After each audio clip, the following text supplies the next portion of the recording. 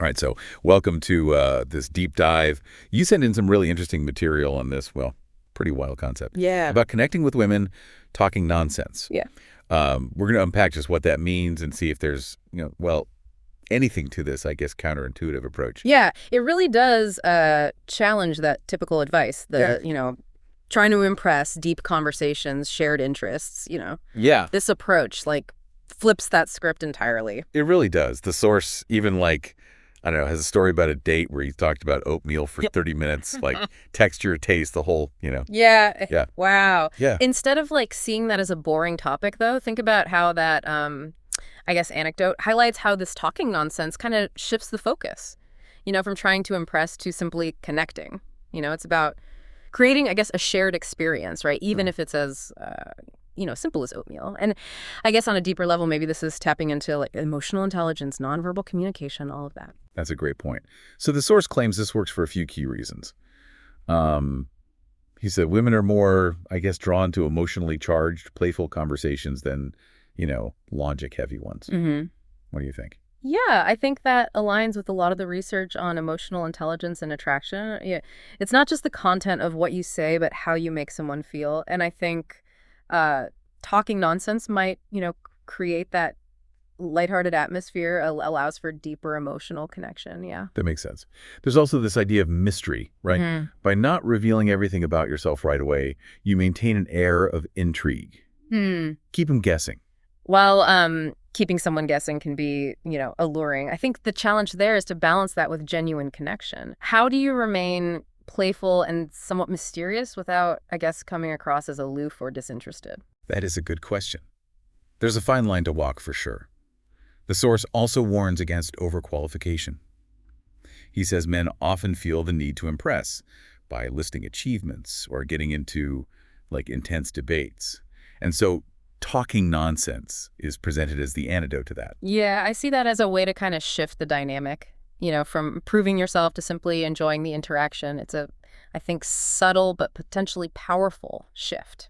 So you're saying it's more about the, I guess, the vibe and less about trying to win her over with facts and logic. Exactly, yeah. It's about the energy you bring to the interaction. Okay, but the source also cautions against taking this too far in the other direction. Specifically, he warns against forcing overly serious or lustful conversations, even using 50 Shades of Grey as an example. Yeah. What do you make of that? He's suggesting that forced or premature intimacy can backfire and create an uncomfortable situation. Yeah, this approach seems to be about letting attraction build more naturally. So how do we, I guess, put talking nonsense into practice without seeming, I don't know, inauthentic? He suggests a mental deprogramming, basically letting go of the need for those, deep intellectual conversations and instead tuning into simple, everyday observations. Right. It's almost like shifting your perspective, Yeah. to find the, I guess, extraordinary in the ordinary. Right. He gives examples commenting on how the sun feels on your skin or the color of someone's nails, even the length of a server's explanation of the menu. Yeah. It's about finding those little moments of absurdity, right, and using them as springboards for conversation. Yeah. It's about being present, observant, injecting a bit of the unexpected into the interaction, which can be really refreshing. So are we saying that talking nonsense is the secret to, I guess, success in dating? Well, this approach is, interesting. I think it's important to remember that what works for one person might not work for another. Context matters. But what I find valuable is that it challenges us to, rethink what makes a conversation compelling. Yeah, it encourages us to get out of our comfort zones, be a little more playful. Yeah. And in a world that often feels overly serious, that can be a breath of fresh air. Absolutely. As we're talking about this, I'm wondering if this talking nonsense approach could enhance other areas of life beyond dating, things like work relationships or even, I don't know, family dynamics. What do you think? It's an intriguing thought. Yeah. Could this lighter, less structured approach to communication actually improve our interactions in different areas of life? Yeah. It's an intriguing thought, yeah. Could this lighter, less structured approach to communication actually, improve our interactions in different areas of life? I don't know. Right. Imagine approaching those conversations with more lightness, right? Being, I guess, more willing to be ourselves, even if it means saying something, I don't know, a little offbeat. What if that actually, helped us connect on a deeper level? Yeah, it would definitely challenge the conventional wisdom, right? That we need to be like on and impressive all the time. What if, embracing playfulness and authenticity actually led to stronger relationships overall? Okay, but here's what I'm struggling with. Like, if you're intentionally talking nonsense, doesn't that feel disingenuous? Like you're putting on an act? That's a valid concern. And I think this is where the idea of grounded confidence comes in. The source uses the term masculine energy to describe the sense of, being comfortable in your own skin, not needing external validation. And it's not about aggression, right? But it's rather about having that confidence to be your true self, even when being playful or silly.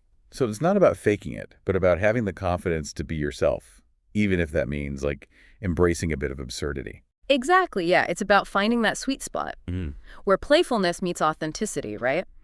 And when you can do that, it can be incredibly attractive because it signals that you're comfortable with who you are and not afraid to have fun. So you're saying there's a deeper level of confidence required to like pull this off? Right. It's not just about mastering a technique or something. Right, yeah. It's more about cultivating a mindset, a way of being in the world that allows you to be both playful and grounded. The source does offer some specific examples, like how to put this into action, right? Yeah.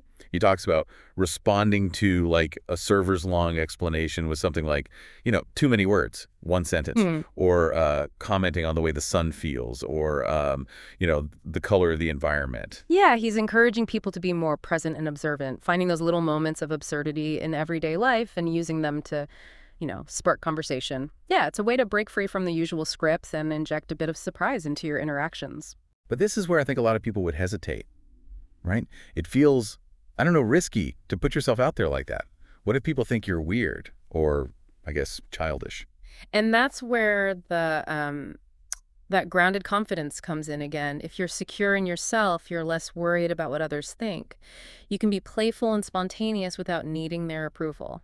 That makes sense. That's it, It's yeah. not just about the words you use, but like the energy behind them. Exactly. Yeah, it's about the intention behind the interaction. Hmm. Are you trying to impress or are you genuinely interested in connecting with the other person in a playful and authentic way? Yeah. This whole idea is like making me rethink how I approach conversations in general. I tend to overthink things, and worry about saying the right thing. Maybe embracing a bit of nonsense would actually help me like relax and be more present. It's definitely a challenge to our, usual ways of thinking about communication, I think. We're so conditioned to be polished and professional, especially in work settings. But what if a little bit of playfulness could actually improve those relationships as well? That's a fascinating idea. What if instead of always trying to be, on, we allowed ourselves to be more authentic, spontaneous in our interactions with, I don't know, colleagues, friends, family? It could lead to more genuine connections and, a more enjoyable experience for everyone involved. Yeah, I'm really starting to see the potential here. It's not about like being a clown or acting foolish, but about tapping into that, I guess, childlike sense of wonder and playfulness that we often, lose as adults. I think you've hit on something important there, yeah. Children are naturally curious and expressive. They don't overthink things or worry about what others think, right?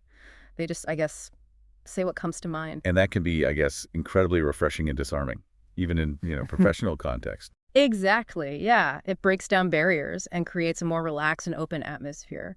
So how do we tap into that childlike mindset without, actually acting like children? It's about finding that balance, I think, between playfulness and maturity.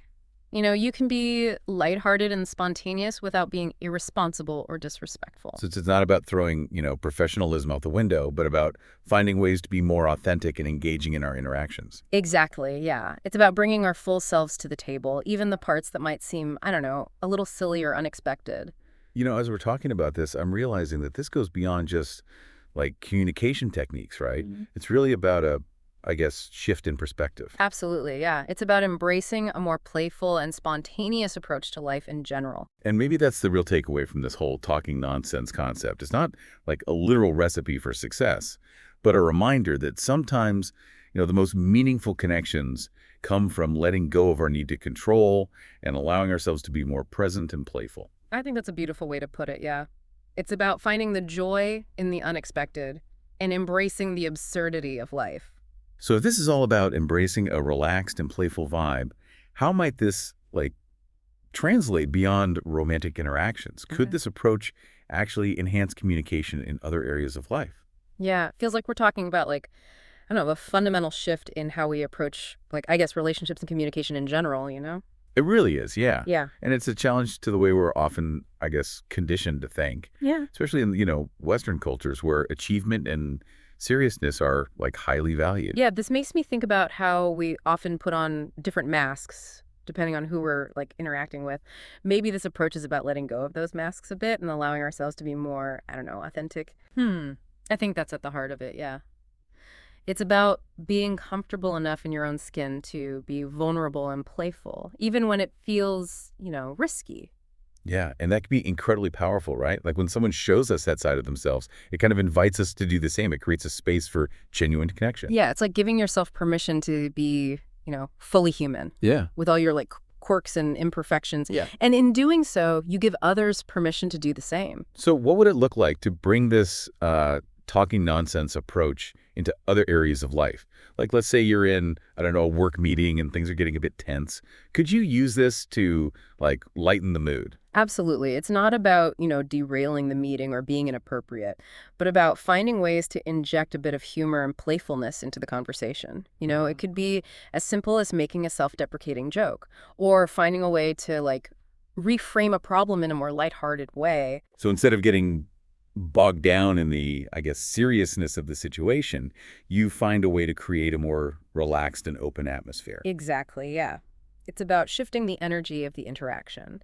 And you might be surprised at how much more, productive and creative the team becomes when everyone feels comfortable being themselves. Yeah, I'm starting to see how this could apply to, I don't know, friendships as well. Sometimes we get stuck in certain roles or patterns with our friends, and it can be hard to, like, break out of them. Maybe this approach could help us, I guess, connect on a deeper level. Absolutely. It could be as simple as, I don't know, suggesting a silly activity, sharing a funny observation, or just being willing to, let loose and have fun together. It's about reminding each other that it's okay to be goofy and playful, even as adults. Yeah, it's about rediscovering that childlike sense of wonder and joy that we often lose sight of. And, that can be contagious. When you're genuinely enjoying yourself, it invites others to do the same. This has been such an eye-opening conversation. It's really made me, I guess, rethink my approach to communication. I think I've been so focused on saying the right thing and making a good impression that I've forgotten the importance of, I don't know, simply connecting with people on a human level. I think that's a common struggle, yeah. We're so bombarded with messages about how to be successful and impressive that we forget the simple joy of connecting with others. Well, I, for one, am ready to embrace a little more nonsense in my life. I think it's time to, like, let go of the script, be a little more playful, and see what happens. I think you'll be pleasantly surprised by the results. You might find that the most meaningful connections come from the most unexpected places. And that, my friend, is the beauty of a deep dive.